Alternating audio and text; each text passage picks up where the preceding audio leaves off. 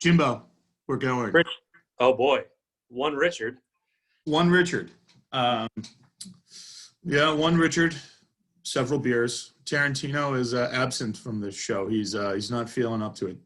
He's had a rough day, rough week. We all had a rough week last week. Just to bring it up real quick, a good industry friend of ours, Mr. Brendan LeGros, passed away at the young age of 48. Great dude. We worked with him closely at Atlantic.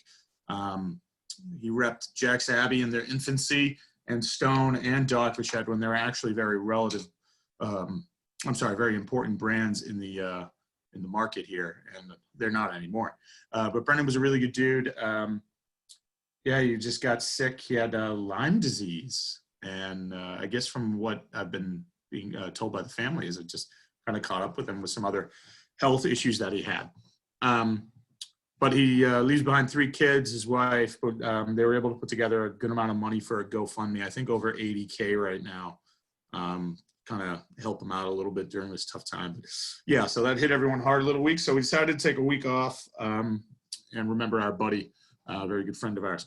And I'm sure he actually did watch, I think, the first 2 episodes of the show, because he sent me a message about, I think, on the 18th of April, and said he had to come get some wings and said he was enjoying the show. And he sent it to me at, I think, like 1:48 in the morning. So he was probably a little pickled at home, having a good time. So I like to think of him in that final moment. But Jim, let's get into it. Jim, what are you drinking right now? So I hit the store this weekend because I knew some new stuff was coming out, and this isn't terribly new, but from Breakside, one of their now year-round beers, Rainbows and Unicorns, lighter IPA, 5.1%. Little rice in the mash bill to thin it out, but as you can see, it's clear. It's got a nice malt backbone. My favorite brewery in the world. Yeah, in the world. Breakside's got to be, I mean, right now, if I had to, Breakside's got to be like in the top 3 for me. I love fucking Breakside. In the U.S., they're probably my favorite brewer in the U.S. right now. They just make incredible beer. I'm going to drink one beer very quickly because as my wife and son can attest, and I'm not doing this to get pickled, but I think that Velton's, that our buddy Alex was plugging, is best drank in one sip. Just one kind of, it's just beautiful. So, but you have the proper glassware for it. So I have the proper glassware. I'm going to pour this. You couldn't find a Pilsner glass that carries 16 ounces? You know, I have a few at the bar, and for some reason I haven't brought them home. I don't know why. I've been filling growlers of Veltons at the bar for people. That's a perfect pour, by the way, everyone. This is just fucking, professional here. Professional asshole. I've been pouring growlers for folks at the bar, and I've been giving them a glass to take home and, drink it from the growler for the full experience. But I didn't bring any home to myself because I'm a moron. All right, Jim, hold on. Let's get into it. Should I put on some inspirational music for it? I mean, it's your show, man. I'm just tagging along. Well, I think we should do host to this. And, it was about a year ago today that the Germany trip happened with some of our other industry guys. And we were on, after we left the Schalke match, which Bundesliga is coming this weekend, which will be great. We left the Schalke match, and the German bus driver couldn't stand us for multiple reasons. But we kept requesting for him to play Du Hast, as though the bus had the capability of playing Du Hast by Rammstein. And eventually, we just got fed up with his lack of responding. So we played Du Hast on, we synced about 5 or 6 cell phones. And Jim, we cranked Du Hast. And I'm shocked that he didn't pull over and just kick us out. So here, let's slam this thing to Du Hast real quick. All right.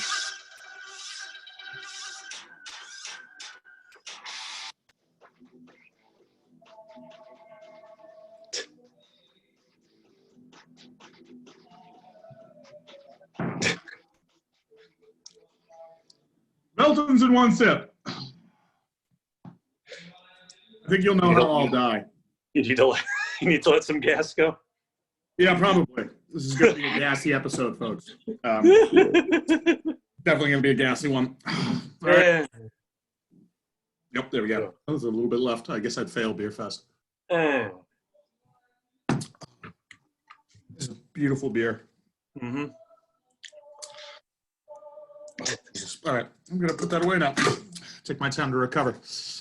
I wouldn't recommend you do that with your IPA, Jim. No. Even though it's probably about the same ABV as that. So we did talk about what we would talk about without Tarantino. Obviously, music's out of the question. We can't talk music. But we were thinking that since you and I both enjoy sports, we could talk sports. And one thing that we hadn't mentioned off this, you are a massive Bulls fan. And myself, like every red-blooded American, I'm a Michael Jordan fan. Are you up to date on The Last Dance? Yes, I am. I wouldn't call myself a massive Bulls fan anymore, but I still do keep up with the team and the disaster that they are right now. But as the series progresses, it's becoming more and more evident that how much control Michael Jordan had over the what went into this show. They didn't get too much into his gambling, and they briefly mentioned the theory that he retired in '93, or his retirement in '93 was actually hiding the fact that he was gambling on basketball, which is a no-no. You can't do that. But do you believe he was? I'm on that train. I don't know why. You believe why he was gambling on basketball? That's why? I believe he was gambling on basketball. My wife, Raquel, does not want to hear it because she is a massive Michael Jordan fan. But knowing what I know about him, about Michael Jordan now, and especially some of the stuff that came out in his Wizard days about how petty he can be, I don't really see a reason why you would retire at 28. I know you, or I'm sorry, 30. I don't know why you would retire at that point. I know his father's murder probably took a big toll on him, but there's no real reason why you would retire. And he was still on the Bulls payroll and playing for the Birmingham Barons, which is one of the Double-A team of the Chicago White Sox, which Jerry Reinsdorf also owned. Yeah, that was the one thing that I found funny is when the owner of the Bulls said that, he had been underpaid forever, so they decided to keep him on the payroll. I was like, okay, well, that seems a little bizarre. And the fact that he also owned that minor league team. I did think Terry Francona basically being like, oh, he would have eventually made the majors. Added a little over 200, they said, which, fuck, is impressive. All right, a guy who hasn't played baseball since, childhood, actually can hit over 200 in the minors. And it was Double-A, right? They said they had to move him up immediately because of the press and everything else. So that's impressive because if you put me up there, I'd probably be lucky to bat 12. So that's amazing, right? I give him credit. Obviously a sheer athlete and an extreme workaholic in terms of preparation and competitive to a T. I find it funny how everyone's like, well, he obviously was an asshole. I was like, but you kind of knew that going in. Like he was a personable guy and a very well marketed human being, but I always thought that everybody kind of assumed he was an asshole. He seemed to be the ultimate competitor, right? The ultimate competitor, somebody who wants to win at all costs, usually is not a nice guy. Like I've never known anybody who wants to kick everybody's ass at everything to be like that jolly, fun person. So I am surprised that people are like, oh, I couldn't believe that Michael Jordan was an asshole.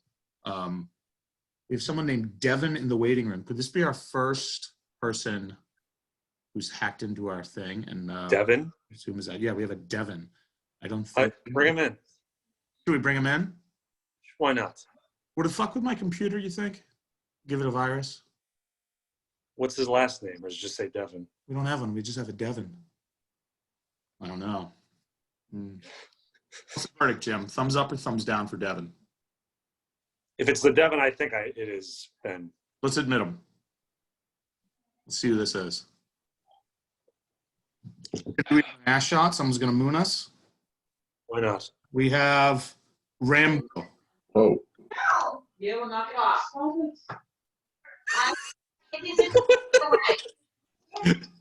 So, Devin, who is I'm using a school thing, all right? Hold on. oh, Jared, you're Devin with Rambo.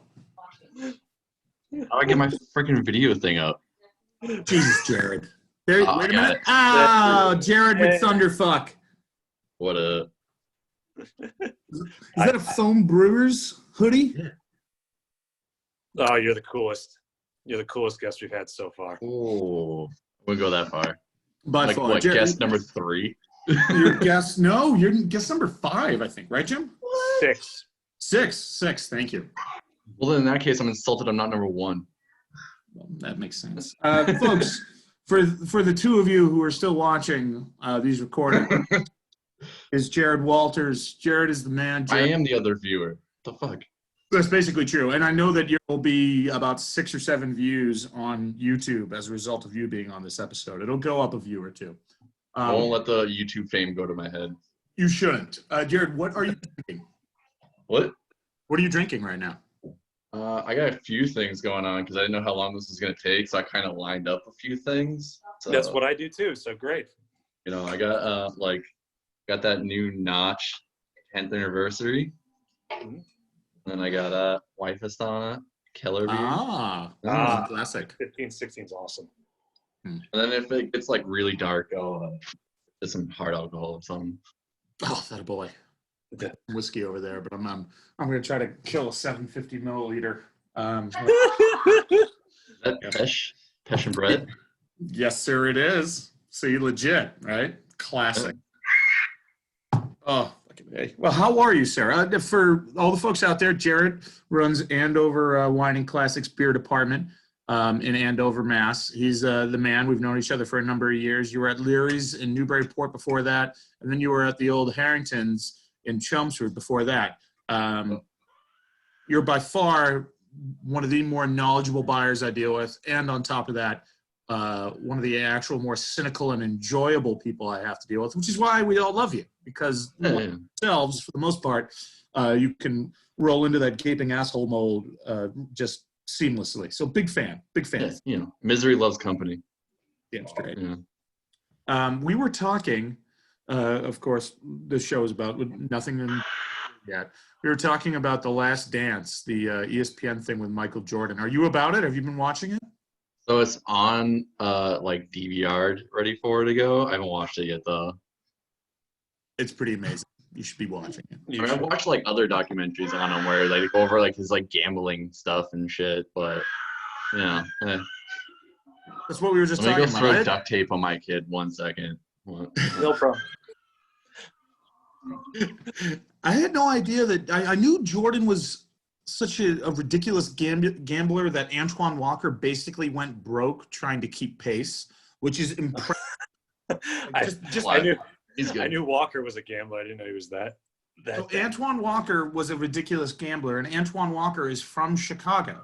Yes. So Antoine Walker would be hanging with Michael. I'm not sure if they knew each other before they played in the All-Star game together, because I think Twan was only in like an All-Star game or two, but one of them was an All-Star game when he was young, and before I think Pierce was drafted. And Twan would hang out with Michael and would gamble with Michael. He'd do that Michael Jordan gambling without that Michael Jordan money. I think that's why Antoine Walker right now is because he did all this gambling with Michael Jordan and couldn't actually pay for it, which I feel guilty laughing about, but I also think it's hysterical. The Twan. It's too bad he didn't meet Slim Collier. Oh, An Antoine Walker like jersey back in like the day. it's great. In my opinion, I love Kemba Walker, but there's no Kemba Walker jersey. There's just Antoine Walker jerseys now that are coming out again, and some other guys playing in them. Yeah. I will say this though, I've like veered away from wearing jerseys as an adult. I just feel weird doing it. You know, like what? No one wants to see a grown ass man like obsessing over another grown ass man. Yeah, it's just I'm not. I have a few soccer jerseys, and I'm big fans of those because they have sleeves, so I can wear them out and about. Yeah, those are actually comfortable to wear. The tank top look is just not a good look for the majority of dudes. Especially when you're 110 pounds soaking wet like me. Even then, it sounds like you're in love. You know, you wear that, you just, I don't know. It's like you should be going to like a Ja Rule show or something if you're wearing like a, nowadays. Well, if you wear a '90s jersey, you can go to a music festival. Like you can go to Coachella or Bonnaroo or something like that. Bonnaroo, whatever. And Coachella is just ridiculously priced. I brought this beer out and I'm ill prepared. I don't have an opener, so I'm gonna use a car key. Here. Okay. I don't even put mine. I don't even know where I put mine. So a professional is also an You just gonna drink that out of the bottle too. I got this cool bottle of that one of my customers made for me. He's a blacksmith, and he just like very manly made this for me. That is pretty cool. Whoa. I don't really exactly know how you get into blacksmithing, especially like in the 21st century. He probably you need to lose at least a limb, or probably a leg, or an eye. Bomb maker.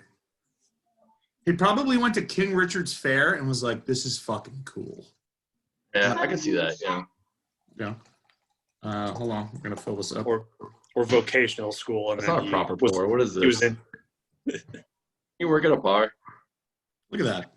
It's All pretty right. good. Right there. So hold on. We got a full thumb.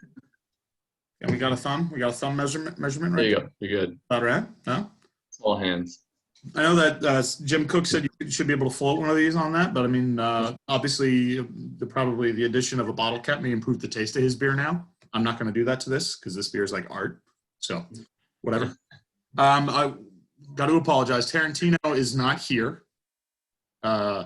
We don't know what he was doing. He said he was just kind of having a day. He needed like a day to himself, probably to center himself. He's meditating. You're gonna sit and do hot yoga while listening to Joy Division.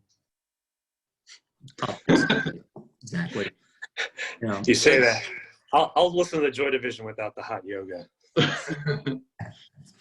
Great Scott closed, and it just brought up all these memories, like Jeez. bears and just all this, and now he's just sitting there, and he's like, "I missed the Avalon," and like, oh, that's what Richard's doing right now. How are you doing, sir? You're still working right now, obviously, an essential employee. How's that going? It's fucking miserable. It's absolutely miserable. Like, I laugh to cover the sad. It's like just absolutely miserable. And then like, I work in Andover, so it's just like they're all fairly rich people. So like, they don't give a shit about me. I'm just scum of the earth. They just come in. They're tired of like being around like their families and their shitty marriages, and they're just like taking out on me. They're like, fuck this kid in particular. So for the most part, it's just me being miserable, working like 6 days a week, and going home and drinking my sadness away.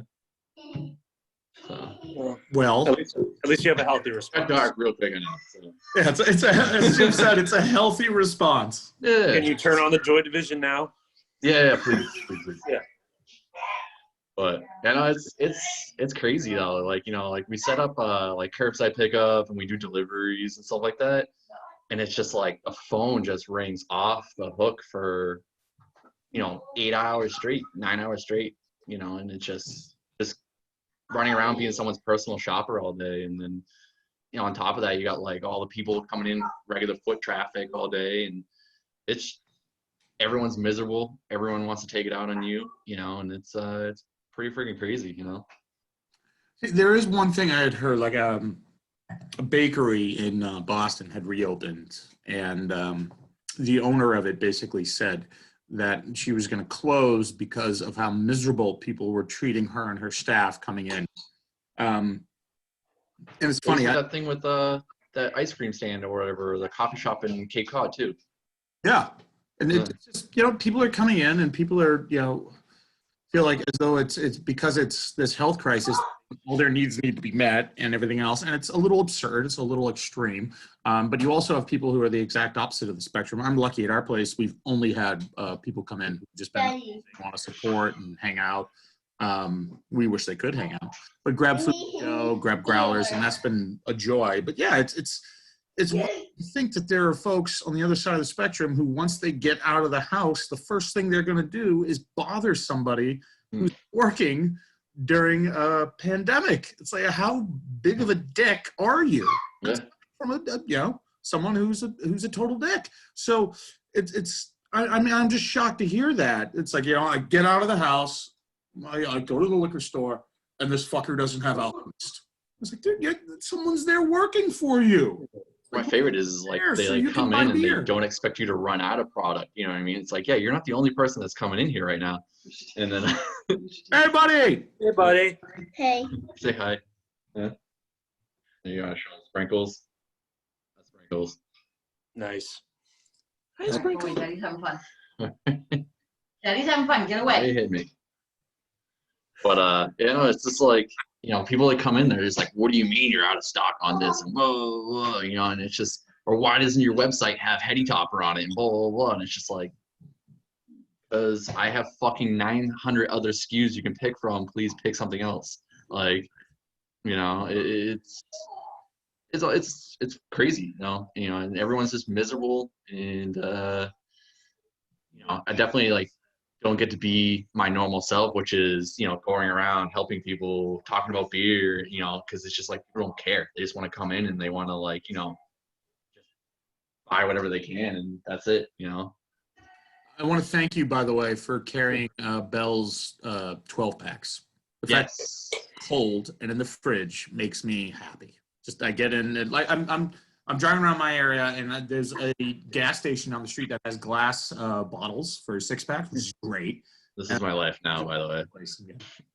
Like, what is the name of it? Is that Sprinkles? Sprinkles. Yeah. Got like little dots and stuff all over it. So you went with the typical like movie nickname, whatever you're gonna call it. How's homeschooling going? Yeah, no, too hard. Like, even with 12 packs all across the board, even you guys carry zero gravity. I'm like, I can't keep them on my shelf at all. It's crazy. Like, average sale for a normal customer is like $40 usually, and then like our average sale for customers during like the pandemic is like 100 something. Like average sale overall. It's freaking crazy. Like, people aren't just buying like a 4-pack or whatever. They're buying like cases and cases, So. Well, so it's I was talking to a guy. I was on a Premier League Zoom podcast a few weeks ago, which shows how fucking geeky I am. But it's I know, Jim. I'll send you the link. You'd like to get on. Yeah. He looked like he was like, what do you mean? I wasn't invited. I wasn't invited. The I'm the one who introduced him to the freaking Premier League. It's true, he did. But so these guys they're funny dudes. They're out of the Maryland area, and it's like this. There's a Facebook group and everything else, but they're doing a Zoom show now. So I got on it, and one guy there, he sells Tito's, Hendrix, all these big brands. Nice dude, Captain, a ton of them. And he's got stores around the border of Maryland and Pennsylvania. And Pennsylvania has shut down, right? They said that booze, liquor stores, non-essential, had to close. So he's got 4 gigantic stores on the line. Jim, he did over $400,000 in sales to those 4 stores in 1 week. Stop. What? 1 week with his products. Now, to put that in perspective for folks out there, I manage a sales team. I have a rep who will probably do about 800,000 in 12 months. So in 1 week, this guy did over 400 grand. And those are all like commission items. So how much people are drinking. And he said it's like every other week, right? So you have people who are stocking up 1 week as though the apocalypse is happening the next week. They spend that other week drinking until they can't like function. And then they wake up the next week and they go, well, it didn't happen, but shit, it could happen next week. And they just go out and buy more. God bless Larry Hogan for keeping him in business, I guess. Man, that's shit, right? Fuck. But yeah, so, well, thank you for doing God's work. You had a incredible post that I have since spoken to many people about. It was it was something like, oh, these teachers told me I would never amount to anything, and now I'm essential and they're not. And I was like, that's perfect. That literally just sums it up. When the apocalypse happens and I'm rich off of I don't know, broken bottles and whatever the currency is after the apocalypse, I'll be king of this world, and I'll spare your lives, but until then, it sucks. May we sleep in the servants' quarters? I Yeah, appreciate you sparing our lives. well, I need some humor. I think he's going to bring it back to like some apocalypto style thing, and there's going to be human sacrifices. And Jared's like, no. There hasn't been an eclipse yet. Keep it going. Keep it going. We'll be in line. So, but no, dude, it's good to see you. I've been in the store a few times. Jim's getting out there and making the rounds to a ton of stores, but we miss the actual connection with people that we like in this industry. So That's the thing that sucks the most. Your smiling face. It sucks because it's like, I think like half the fun of my job is just kind of like communicating with people and getting to know people and having those connections and stuff like that. And during all of this, it's like, it's not the same, people are more, they put that divide between you because of the fact that one, they don't want to catch coronavirus, and two, it's just because that social awkwardness of I haven't been out of my house in in a week or two. It's kind of like you can see it, and I don't get to talk to my reps as normally. Now it's like through text messages, and we don't get to shoot the shit anymore. I mean, Mike Sullivan must be stoked. He doesn't have to sit in my store for an hour and a half while I talk to him. You get to just receive a text message, but. Yeah. You're one of the people that Mike misses. I was talking to Mike today. Mike, and I was telling Jim before this, Mike Sullivan, for all the people who don't know him, we'll get him on one of these eventually. Incredibly witty, funny dude, smarter than me by a long shot, and just a gem of a human being. Had this incredible beard, right? Great beard, long hair, longer than Jim's. Jim's got Jim's got a lion mane. But this thing is a lion mane that can be tamed. All right. So Sullivan has shaved the beard. It's gone. But the stash is still there. And it's thick, and it's Tom Selleck-y. And he's got good. Long Jesus hair. And it just looks like, if he wasn't in the liquor distribution business, he just looks like the 70s porn star. Exactly. Or like 70s porn star, and also the guy at the party who was like, you ski in the Alps? That dude to a T. So for the white pony. Oh yeah, this is very, very, very funny. The quarantine haircut has been a beautiful thing. I'm lucky. My wife is a very talented barber, hairstylist, that whole 9 yards. So she shaped me up pretty nicely.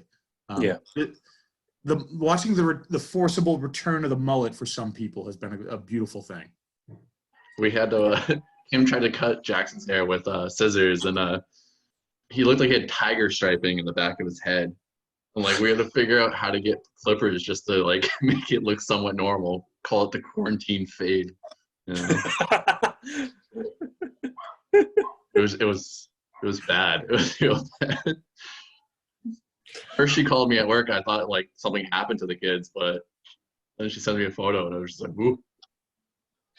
I don't know how hairstylists and barbers do it with kids.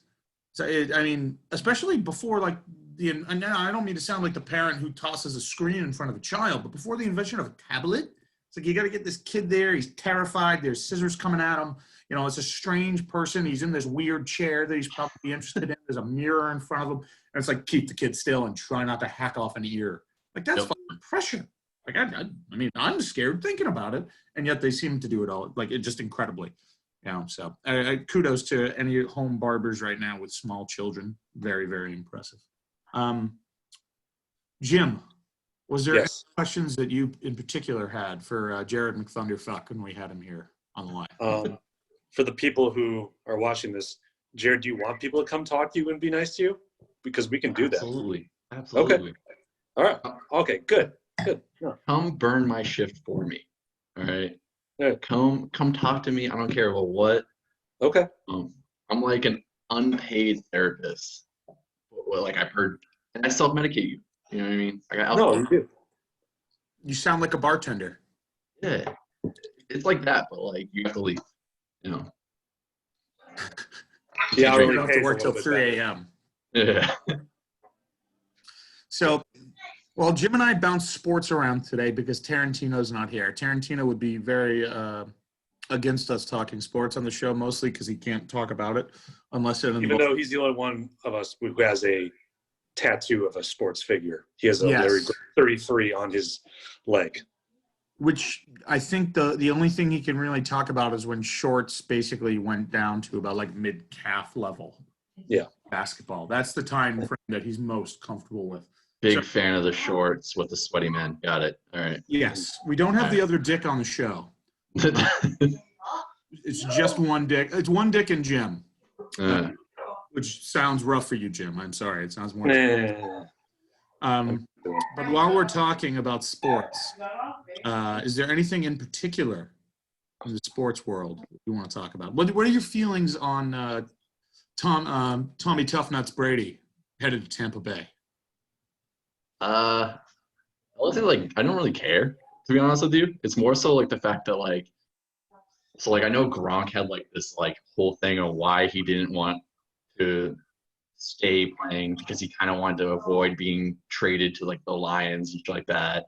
And then like we spent like all last year listening to the TV saying, oh, is he gonna come back? Is he gonna come back? And then he just does this fucking move where he just goes, well, I'm going to fucking Tampa with Brady. And it's just like, now we're listening to like the news and it's like, oh, they're gonna go play in Tampa. And it's just like, we have to do another fucking year of this. Like, are we gonna listen to this all through the next season?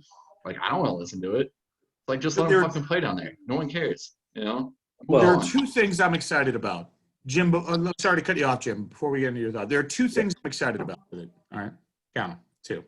First off, I don't think that Brady's going to be that good anymore. And I don't mean to be the Max Kellerman of it, but last year was a rough year. I know he has better weapons and everything else, but it's ridiculous to think he can keep this up. So I'm thinking Tampa Bay signed him for 2 years. Maybe they'll get like good Brady for half of a season. And then I don't want to see anyone get walloped, but I think they're going to watch Brady just kind of get his ass kicked a bit. They're getting the MJ Wizards. Like, that's what they're getting. They're not getting like Brady in his prime. They're getting Brady like, I'm ready for retirement. The whole reason why he's probably going to Warm is because he wants to set up shop with like TB12 and all that shit like that. He's looking to retire. This is why LeBron went to the Lakers, is because he wants to pursue, Hollywood after the NBA. And freaking, this isn't like his long-term game as far as football. This is his long-term game of what's happening after football. I agree. And to me, it's just like, he's going to play like shit. Yeah, we all have better arms than Tom Brady right now. Yeah. And I hope Mike Evans likes catching like 2-yard crosses, because that's all getting Brady can throw. Destroyed by a safety or linebacker. Yeah. Well, look at last year's, every time he played last year, he looked old and he looked scared. He was worried about throwing or not, like holding onto the ball too long and getting hit. It wasn't a matter of him having no one to throw to. I mean, the guy held onto it too long and then he just take the fall. You know what I mean? Like, to me, it's just like he just looked old. He looked like he was afraid of getting hit and getting hurt. So to me, it's just like, is he going to go down to Tampa and say, well, screw it. It's the last couple of years of my career. I'm going to keep playing how I used to play. Or is he going to look old again and then he has like the Tampa Bay O-line to worry about, It's, I don't think we're going to have anything to worry about in Tampa. Well, my second thing with it is I think this makes the Patriots more of an interesting team. Yeah. I'm actually going to prefer, and this sounds weird. I know a lot of people are like, yeah, it's not Brady. Great. But I'm looking forward to watching the Patriots because this isn't the same thing it has been for 20 years. There's a little more of an adventure about this. I kind of want to see a defense that kicks ass and an offense with a focal point, someone I don't really know. Yeah. I think it just adds a little more intrigue to something that, to be honest with you, we've been winning great, had become very vanilla. So I'm just a fan of that alone. I'm a fan of that alone outside of winning because I'm an idiot. I enjoy a compelling story of a season as opposed to a season where just blowing teams out and winning. My favorite year was still is it 2001 they won their first Super Bowl, Jim? 2001, 2002. by far my favorite year because it was an incredible story, right? Drew Bledsoe gets crushed, gets given like last rites, survives. Enough of a cool story right there. Nobody comes in, kicks ass, brings them all the way to the AFC Championship game, gets knocked out. Bledsoe comes in, throws a touchdown pass, helps them kind of ice that game away. And then Brady comes back and wins the Super Bowl. By far, the most compelling story in a football season I've seen in my life. And as a result, I think the best part of it, I don't want to see a perfect season. A perfect season for me is fucking boring. I want a story. So this upcoming season, I think, is going to be a more compelling thing than the last couple because it's an actual legit story. What do you think about people talking about the Pats are going to go out there and just tank it on purpose so that they can get a better draft pick next year? I don't think that's going to happen. I think, first off, I do think they actually want to see how Jarrett Stidham can play. Last year they had a good defense. This year, the linebacking core has taken a few hits, but I think the defense is still pretty good. It's the second highest paid secondary in the league. So you have a great secondary. I'm looking forward to it. You invested some draft picks on linebacker, pass rush, and tight end. I'm sure they want to see how those pan out. And I do think there is some love organizationally for Stidham. So I want to see that. I don't think they're going to tank because I just think that goes against Belichick. I think Belichick values his system above players. And I'm not going to lie, I'm kind of a fan of that. I think you have generational talent here and there, but when that generational talent's in their 40s or like Rob Gronkowski, who, just retired and obviously doesn't want to be on the team anymore, I don't think you bend the system for them. And I think tanking goes against his system and his nature. He didn't tank in Cleveland. He just flat out lost, probably because it's Cleveland. So I think with him, you're going to get a real competitive nature and a team that competes. And as a result, I think it'll keep the fan base. And that's my thoughts on it. And I still think that they're going to win their division. I know the Bills are going to present more of a challenge than they did the other year. Miami will, especially when we play them at home, because that's what Miami is. And the Jets are dysfunctional fuckheads, and Belichick beating the shit out of them. So, I roams into the room. Competitive division, but I still think it's the best coached team in football with a defense that'll probably be a top 5 defense in football. And that right there should translate to, I'm thinking 10 wins in the playoffs, personally. 8 wins. I give it 8. Jimbo, what are you thinking? I got a lot of thoughts. One, I don't know who they have on offense anymore that is worth anything. Julian Edelman can only get blown up so many times crossing, like doing a 5-yard cross. 2, going back to your point about wanting to change the narrative since you like stories. I felt the same way in 1998 when the Bulls won their 6th championship because I wanted something different. And I've still been waiting 22 years now for something good. So be careful what you wish for is what I'm saying. You might be – I don't think it'll be as bad as, the Tom Hodson, Lisa Olson 1 in 15 year of 1990.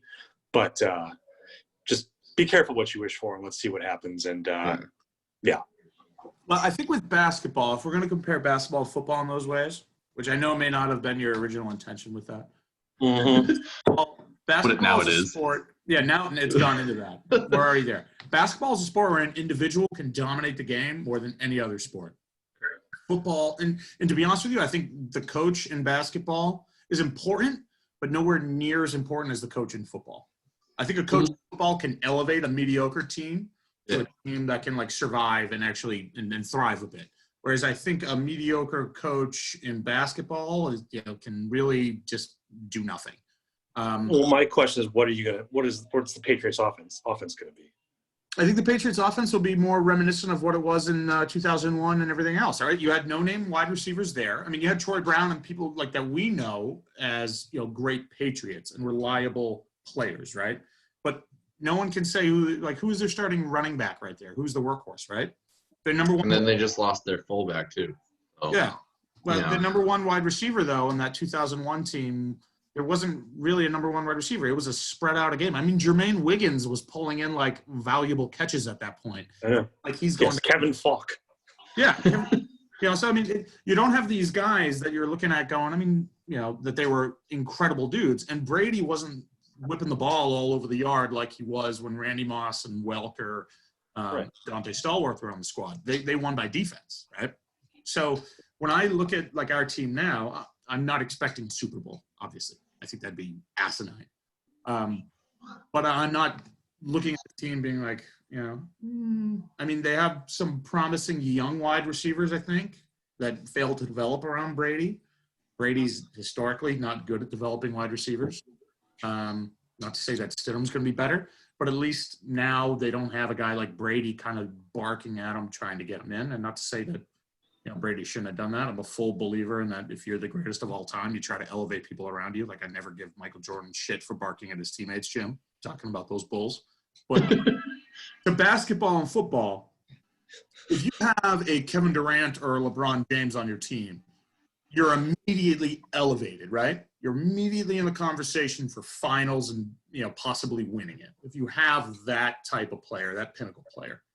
I don't think there's that type of player in the sport of football. I mean, you can have a quarterback that is incredible, right? But he needs to have good pieces around him in the offensive line, the wide receivers. And if your defense is built like Swiss cheese, then it doesn't matter how good your quarterback is.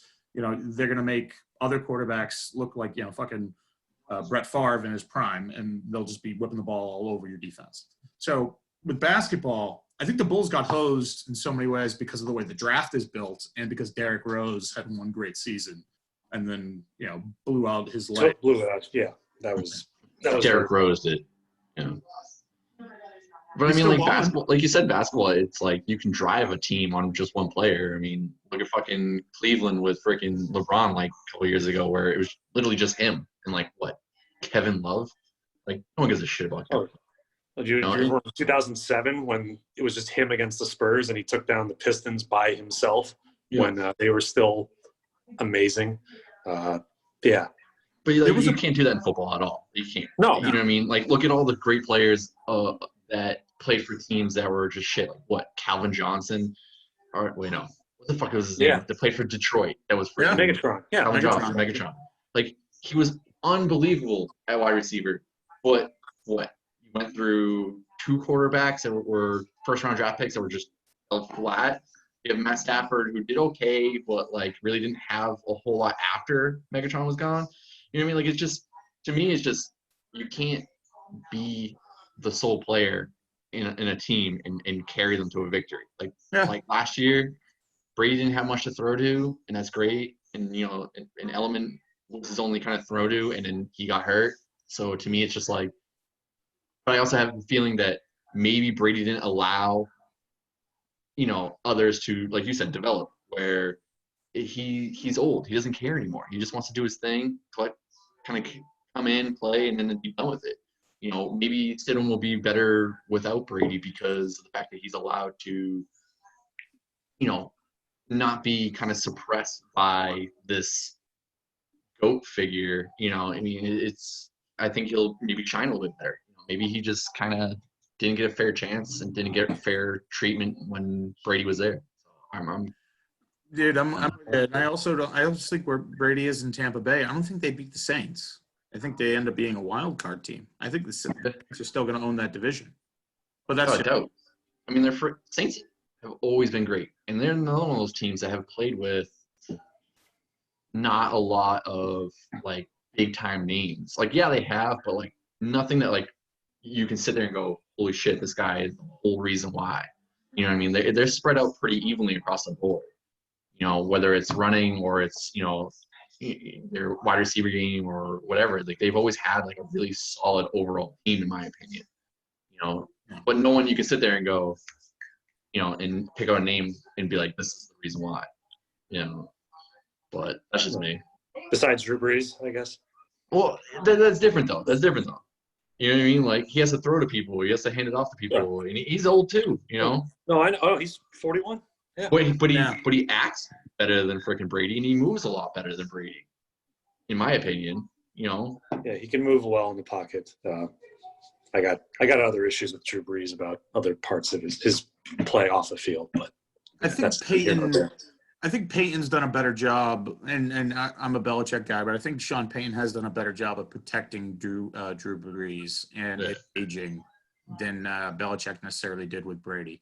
I know they wanted more out of Sony Michel on that offensive line last year, but drafting a guy like Kamara and having Mark Ingram, not last year, but the year before that, and making sure you have some badass wide receivers, which they always seem to have done.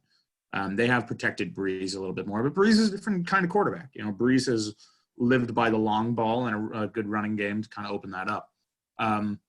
No, I'm just looking forward to it. I think this football year is going to be an interesting year. Obviously, there's not going to be fans in the stadium, which is amazing because I think football fans, even though I am one, are the dumbest as opposed to hockey fans, Jim. Hockey fans are fucking stupid. They are stupid. Yes, well, hockey fans may be the worst, but football fans are a close second. Unless you're an Oakland Raider fan, in which case you're the lowest of the low no matter what. Who? What team? Wow, you went with Oakland Raiders as the worst? I would easily say Philadelphia. You mean Las Vegas Raiders? Fucking cancer of the world. Las Vegas Raiders. No, Eagles fans, the Eagles don't even bad. No. The Eagles fans are bad, but you know what? In a way, I respect people who throw batteries at mythological Catholic figures. Just me. I'm just kind of about that. But I do think Oakland Raider fans, there was a dude I knew when I was a kid, right? A friend of mine and stepdad. Funny guy, interesting guy. When they were young, they were in Oakland. And they had tickets to the Oakland Raiders. They had season tickets. And at one point, a ball from a field goal came in, and there were no nets. This was early on. And the ball came in, and he said he got the ball, right? But that someone broke his arm in two places going for the ball, like holding on to the ball. Security came and cleared it up.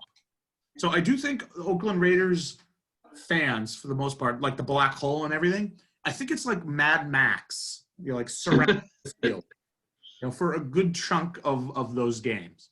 So I do think they're the lowest of the low, which makes them a little bit interesting. And then you have hockey, and then I don't know.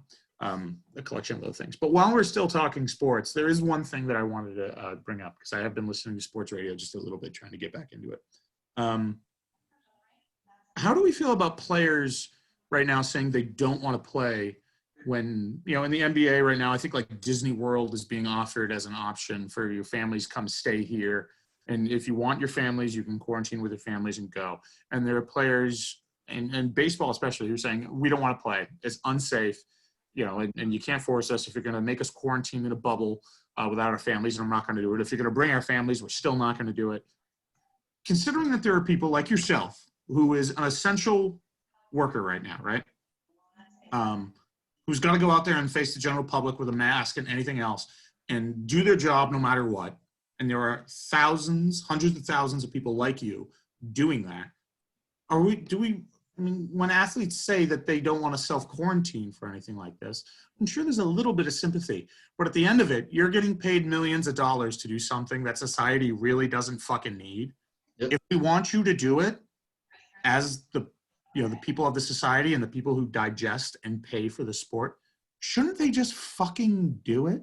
Yeah. Well, I feel the same way about celebrities where people make these people famous and they make billions of dollars off essentially just existing. And when it comes to sports and shit like that, it's you play for max in some of these cases 15 years maybe, and you make more than I could even fathom in a year, and that's probably what I make in a lifetime, and yet you're worried about catching it. Especially baseball, it's you're all spread out, you know what I mean? You're 90 feet away from each other. You know what I mean? It's how can you sit here and say, oh, I don't want to catch it? It's you're playing one of the slowest sports, one of the most spread out sports. You really can't complain. There's no contact. There's no nothing. You could literally sit there, saran wrap yourself, and never come in contact with anyone. Football, hockey, I kind of get it. You're running around, you're hitting each other. There's contact. You never know. But at the same time, it's you're making millions of dollars. But here I am working paycheck to paycheck to support my family, and yet I'm fucking doing it. You know, I'm still out there taking verbal abuse or whatever it is, and like I'm working all 365 days of the year, whereas you play for whatever the season length is, pure your sport. You know, so it's just like, you know, maybe they could do shorter seasons, and I don't know, you know, they do what like Amazon does and check their temperature every time they come in onto the field. I don't know. You know what I mean? I mean, there's other precautions. At the same time, it's like I'm not gonna force anyone to go to work. I mean, you know what I mean? At the same time, it's like everyone's health matters. Everyone has families with health issues elsewise. So I guess you can kind of counter that with that. But at the same time, it's like if you're gonna not play and you're making X amount of money like that, maybe you shouldn't be making that kind of money. You know, maybe you should be making what I make. You know, in making $100,000 or $100 million every couple of years. It's a little absurd for playing football. You know, I think it's apples to oranges. Honestly, this comparison. Give us a If gem. you want to ask like the question, someone about making people play, why don't you ask the owners? They're the ones that have way more money than the players do. No, they're not essential, but and I don't think any situation is going to be safe for everybody. Jerry Jones is essential. All right. Jerry Jones would argue he that he's owns essential, Jim. America's team. He is. My problem is that when these questions are asked, it's always of the players and not of the owners. They're the ones that have all the money. They're the ones that have all the power. But ask don't you them think the questions. owners? But Jim, don't you think the owners want them to play right now? Because Oh, of course. if they don't Of course, play, because they can get more money. exactly. Look at But, I mean, look at the Bruins. Look at the Bruins owner. he's the biggest piece of shit on the He's a planet, piece Jeremy of shit, Jacobs. but he wants money, and he's not going to give up his money. You know what We I mean? always knew he was a piece of shit. Like, Well, yeah, obviously. he's But been why- one of the, Just because we know they're pieces of shit, why do we just not ask them the questions? We should always ask the owners the questions because they're the true pieces of shit. But if I Not ask all the To owners, Jim, America. if I sit down there and for some reason one of these owners has, you know, microdosed that day and gives me a platform to ask them a question on, all right, and they're losing their minds, if for some reason they welcome a moron named They Richard. would never talk to you. I know they wouldn't, but Jim, in case they did, all right, Right. and I said to them, I said, Bob, how are you? Bob Kraft, how you doing? You know what's going on? Why hasn't, you know, like if football didn't happen, why don't we have a football season? He'd immediately blame the players and he'd be, oh, I'm ready to go. I'm ready to go. Like football is ready. But the players don't want to play because they're scared of this. You know, that's what all the owners would say right now. And for the most part, Are you saying this because you're a bar owner now? Are you No. do you relate more to Robert Kraft than you do to the common man? no, oh God. Fire has gone First to off, your I don't head, think Taylor. You won I the don't think center. sports doesn't bring people into bars anymore anyway. Everyone has. You only have one TV and it's only on games once in a while. I got two. I got two TVs. Two TVs, Jim. Corners. In the corners. One of them's like a Game Boy Color like screen though. It's behind the bar. They're right here just like this. All right. If I'm the center of the bar, the TVs are here. Jim, You look like a moose right now, like you're trying you to. can see them. But Jim. Yeah. The TVs in the bar are so nice, all right, that they're nicer than my TV at home. My TV at home is 10 years old. All right. Projector. Okay. I have TVs at the bar, but no one comes into a bar to watch sports anymore. That's dead. They come into the bar, Jim. You haven't been to Phoenix Landing lately, have you? Yeah, but that's an exception. I mean, they've tapped into a very unique market. It's just the soccer market. Well, sorry, I shouldn't have said it. There are so many places where you go to watch sports. Like there's so many chains. Where? Tony C's, Tavern in the Square. Whatever that new one in Boston is. What is it? Banners. Banners. No, yeah, but the thing is, Jake and those are right by sports facilities. All right, we're talking about your average everyday bar. Like if you watch the movie Major League, right? Great film, great sports film. All right, Absolutely. fantastic sports film. You're looking at it's like Cleveland and everyone's in a bar and the cutscenes. No one's at home like yelling at the TV with their rabbit ears. They're all in bars and like, fucking yeah! They're watching the end of it. That doesn't exist anymore because everyone has gigantic TVs at home and perfect TVs. And cell phones. Yeah. You know? Yes. So, I mean, agree, but like when the Red Sox won the World Series last time, we were open, right? And they played the Yankees in the ALCS. In my opinion, Red Sox and Yankees ALCS is the best thing in baseball. All right, it's better than the World Series those years. It's the biggest rivalry. All right, then after that, like the Red Sox will go on to sweep the the Colorado Rockies or someone like that. Oh, yeah, fucking great. But the Yankees was the best thing in baseball. It was dead because people were home watching, right? And if you're any of those places like a Tony C's, any of those, you're usually right outside of Fenway, right? Or you're right outside of the arena the team plays into the field. And as a result, that's what your crowd is. Most of those places probably do better business, like Buffalo Wild Wings, off March Madness than they do anything else, I would say. which is still sports. Still sports, but it's not like it used to be. You used to go out for the game. How did we get here from talking about how you're relating more to the owners than the players when you're more similar to the common man? deflection. It's called deflection. Well, because we were talking about it was masterfully deflection, masterful. But we were talking about how my business, all right, my business, me as an owner of a business, it does not necessarily benefit from sports. If I could tap into a very unique sports market, like the soccer scene, and build that up, then yes, because there is a unique kind of niche group that would come out drinking for that. But if I post this thing of like, hey, half price wings, football game, great, and I'll get like 8 dudes who'd be like, dude, we're here for the wings. And they're not there for the football game, they're there for the half price wings. So, I mean, it's different. Super Bowl parties, think about it, Super Bowl. Most viewed sporting event on the planet. You don't go out for it. You go to a party at someone's house or you stay home. You don't go to I think it's also that has to do with the fact that It's a Sunday. it's Sunday, and it's also the fact that stop it. more people are cautious of drinking and driving now, I guess. You know what I mean? Like I think that plays a little bit of role in it. You know what I mean? Like, because like think about it, cops are out more full and force on those days, and more people are like, I'm not looking for a DUI. I'm just gonna hang out at home. You know what I I mean? think that's part of it, but I mean, there are more options of it. There are safer options for you to get home now than there were back then. Back then like it Uber was, and Lyft. yeah, back then it was like you had a designated driver or you called a cab. Now it's like you have a designated driver, you have a cab, you have Uber, you have Lyft. I'm sure there's some weird bootleg one that we don't even know about as well. And now, so I mean, now there's even safer options to get home. I do think a lot of it is the technology in your living room. And that's what it is. Like you used to go to a bar for the atmosphere of the bar, but the fact that they had like a bigger TV, and a TV in the corner, and they didn't have like the weird thing with the rabbit ears. Now your TV at home is better than your TV at the bar. Yeah. So, like, Jim, being an owner, I don't benefit from sports at all. But yes, that business, the business of the sport, right? Owners, I agree with you. Jim, we're getting a bar. We're owning a bar. You two can own a Fuck this sports one bar. percenter. Fine. I'm just going to buy the People's Republic in Cambridge and actually turn it into a fucking communist bar. Why would you do that? They've already been trying to do that. No, don't do that. No. That place has been fucked up for a couple of years with the douchebag that's been buying there. I feel bad for If that he's not place. watching. It's a good spot.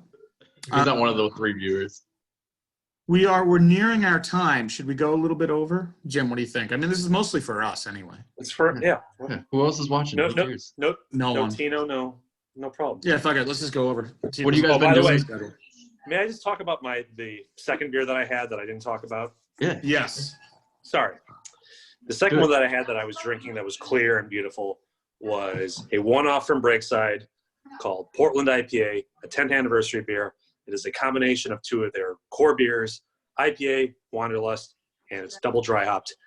It was clear. It was bitter. It was beautiful. It comes in 16-ounce cans for you assholes in the Northeast. We got like 40 cases in the state. All right. Here, I'll get you a can. Should I'll I get you my like last sweaty can. and pull out something cool then? Fuck yeah. All right. Yeah. All right. Yeah. Hold on. I got questions afterwards. this is the last of that Logson's gym. I'm not. How's it tasting? It's incredible. This is incredible. This is a beautiful beer. I mean, The labels look like shit, but yeah, but I beer's kind of like awesome. that too. It's kind of like that campy feeling of like we don't give a shit. The beer's amazing. Is that Yeah. something I wanted to try? No. Whoa, fire scan. They have to crush another Veltons after this, Jim. All right, I went sweaty. What do you got there? A little Trey Fontaine. Ooh, best. Ooh. But so what have you guys been doing to keep yourselves entertained through all this? I masturbate.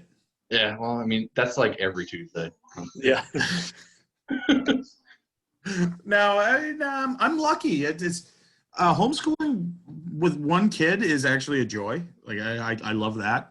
Fuck you. No, it's not. It is. It's a blast. With the one, I'm loving it. I really am. Not to steal Babe, from McDonald's. This psychopath saying homeschooling is fucking fun. Rich, I'm He's a enjoying master. it. come here and learn him something. Learn him something? Learn him something.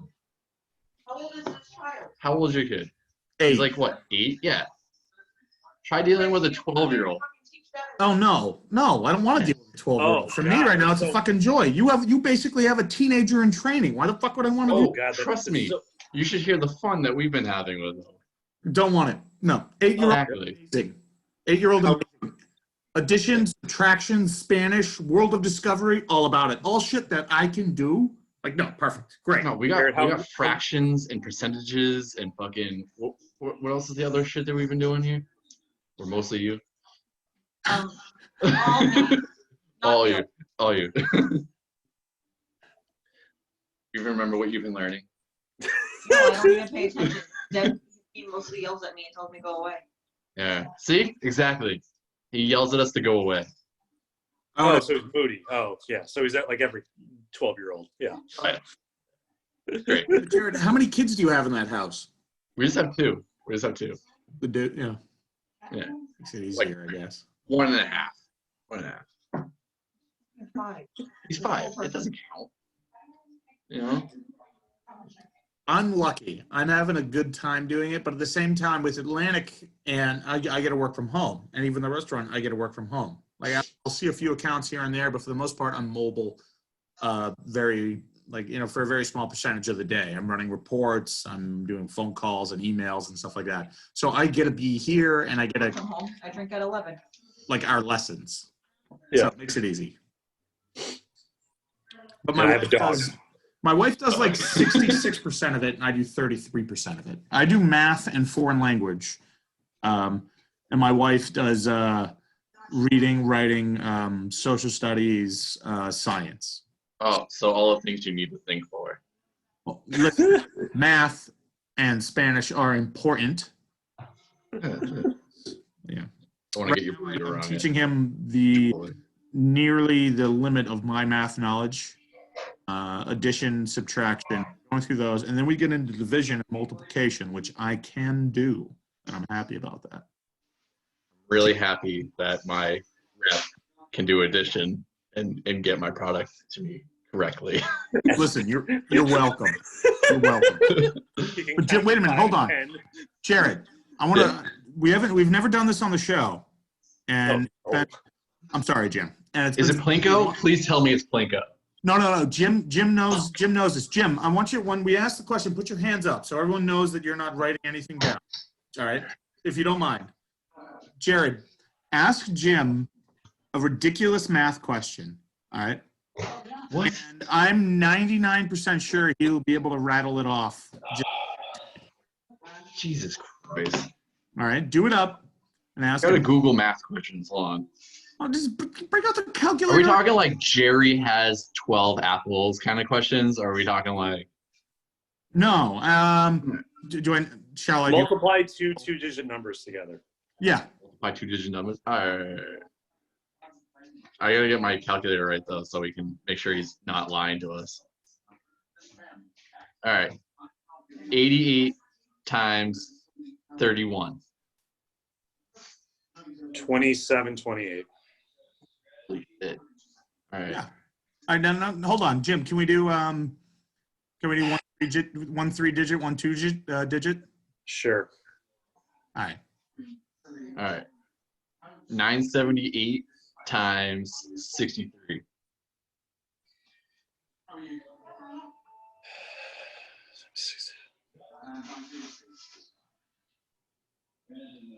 Okay.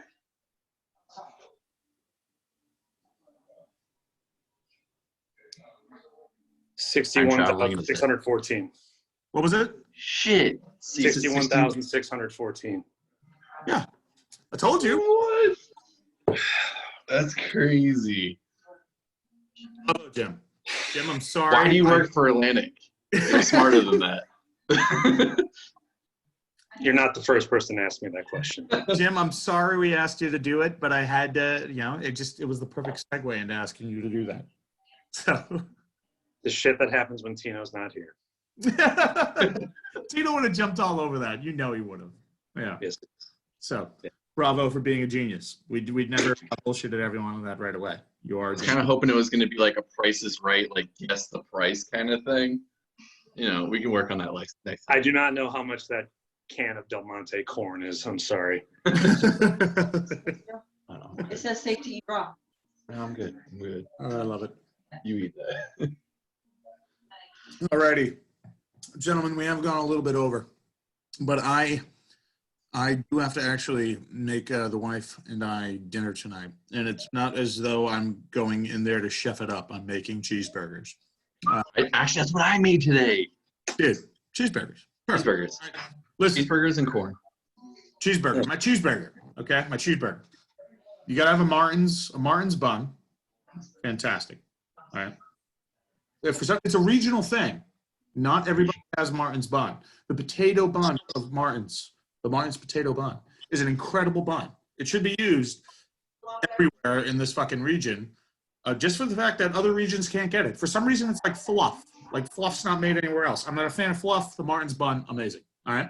You get yourself some 80-20 organic grass-fed beef, which is a rarity, but you get it. All right. You flatten the fucker.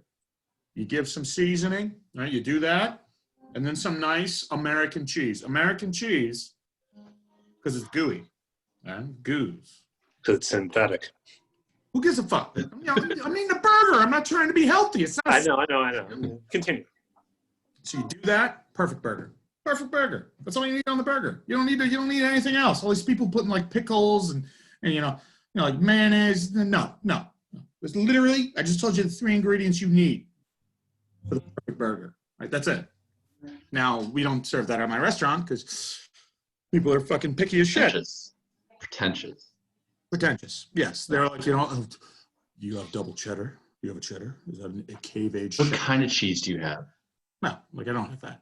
Do you guys have sweet potato fries? May I see the cow that it came from? That Portlandia thing? Yeah, I was just going to say that. Is it free range chicken? This chicken's name was Bob. He had a fantastic life. Dude, that skit alone was made Portlandia for me. Like, it was so perfect. funny. Yeah, that so was funny. perfect. They go and live on the farm, like, that was hilarious. There was one line from like the mayor of it when they catch him, like, he's being all rural after he gets kicked out of Portland for having his fax machine continuously running or something like that. They figure out he uses more electricity than anyone else. And he's out there and he's drinking water, and the water looks like my beer, right? And they're like, "What's wrong with that water?" He's like, "Yeah, well, there's some good things about the water. You know it's in the glass." And, just like a lot of show. Absolutely brilliant. So good. But no, that's the perfect burger. That is the perfect burger. It's like In-N-Out, right? In-N-Out, it's a simple burger. You don't season it or anything? I mean, the meat, all right, you don't have to season it. But the thing about the meat is it's got to be flat, all right? You should put salt and pepper on it. That's of course. Yeah, that's it. You salt and you pepper it, right? One side. You salt and you pepper one side, and you throw it down, and then you salt and you pepper the other side. Right? All right? It's an incredible maneuver. It's a veteran maneuver, all right? But the patty's flat. It's not this big, bulky patty, because then it like shrinks up and it cooks. It's a flatter patty. It's a little bit bigger, right? and you may. That's all you need. That's it. So I'm going to do that for myself and the wife. The boy already ate because, he was hungry earlier. What can I say? Grown boy. Dinner tonight. But you know what? Before we go, I am going to crush that other Veltons. Before you were on, Jared, I needed to lay a level of base in the gut. Yeah. This is how most people have to drink before they talk to me, so it's fine. I'm used to it. I added a level of base, just one of these bad boys, all right? Which is, in my opinion, the most drinkable, delicious fucking beer there is. I have kegs at the restaurant, and I'm still going to my local store and picking up 4-packs of it at $8 a 4-pack because I need it at home. I also really like that you guys always serve Regal at the Key. That's my personal favorite. I have 2 kegs of it right now. It's delicious. The Hellas. Oh, so good. Weizenbach's great too, but I don't know. The Hellas goes a long way with me. Thank you, by the way, for carrying Lucy's of Mars. All right. I ordered another round of it. Yeah, incredible beer. Jim, So we good. call them Lucy's, right? It's a Lucy. It's not a single anymore. It's a Lucy of a beer. Do you buy it from some guy on the street? I've never heard that before. I mean, It's I like would if he buying was 2 selling cigarettes it. at like some corner Yeah. store in like Yeah. Lawrence. I would if there was a guy out there selling it, Jim, and I'd make sure it was sketchy as shit as I did it. I'd be like, Everything you do is sketchy as shit, Healy. whatever. Oddly enough, there are some circles who consider me respectable. I'm going to grab that. I'll be back. Oh, was this everything you expected and more, Jared? Oh yeah. Kind of what I was expecting. You got to be on the extended version. The director's cut. Yes. Yeah. We need like the commentator like version too. We kind of sit there and we talk about what we were thinking during it. The Inception based. Yes. So what are you going to crack into after your 2 beers behind you? This is like 6 for me today. So Oh, it's like- I pregame for it. no, it requires 4 beers to talk to both of us too. We understand. It's called 2 Richards, 1 beer. It's much more than 1 beer. 1 beer is like loosely Yeah. used. Yeah. Yeah. My 3rd beer, by the way. Yeah. What is that? This is one of the Springdale Co-Pilot Series Taffy. It's a mild ale. It's 2.5%. You can only get it. 2.5%. Nice. So, Super session. yes. That's Yeah, you can dark blow for it. 2.5%. I know. Yeah. No, it's actually quite flavorful for 2.5%. So, Jim, and I think we should all do Hosta beer, Jim. Jim, do Host that beer, Jim. You know you. whenever you're ready, I'll do it. All right, listen, Jared. I can't fucking host this shit. Jared, you got to open up a beer to do Hosted. All right, I'm going to play Rammstein. Rammstein. Yes.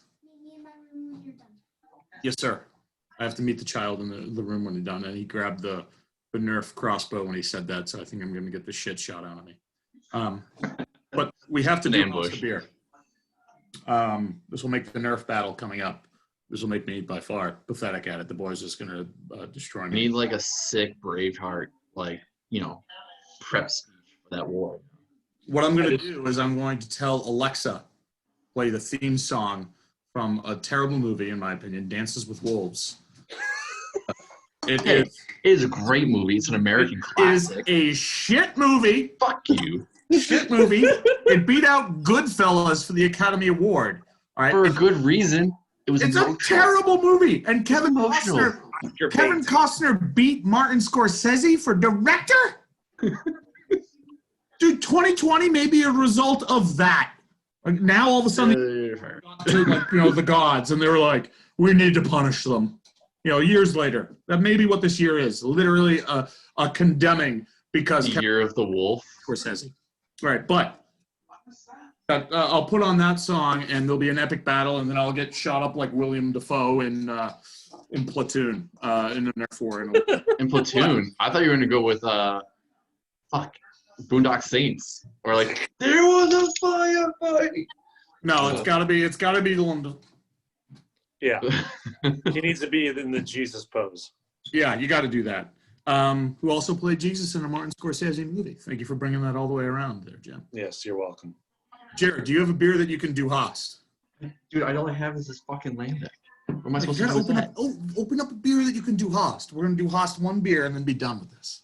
God damn it. Do as we say. Do as we say.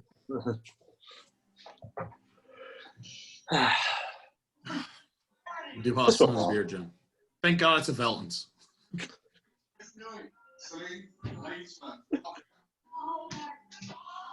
I do it with this. What the fuck is that? Surly. The Surly. Haze That'll Ale. work. That'll work. All right, do you need to pour that out, or can you do it right from the can? I guess I can do it right from the can. All right, so, all right, let's wait till the dun, dun, dun, dun, dun comes in, like, dun, dun, dun, dun, dun, dun, like build up, and then that. All right, are we ready? That's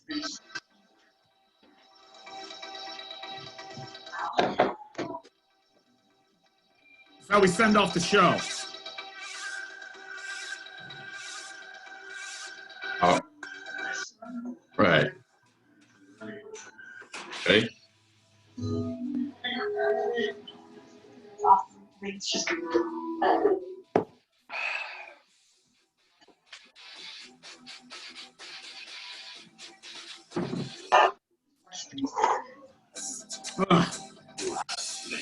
All righty. That'll do it. Another episode of this bullshit in the books. McThunderfuck, thank you for joining us. Thank you, Jared. Next time I'm coming Always with a a pleasure. WWF like intro song. That'll be it.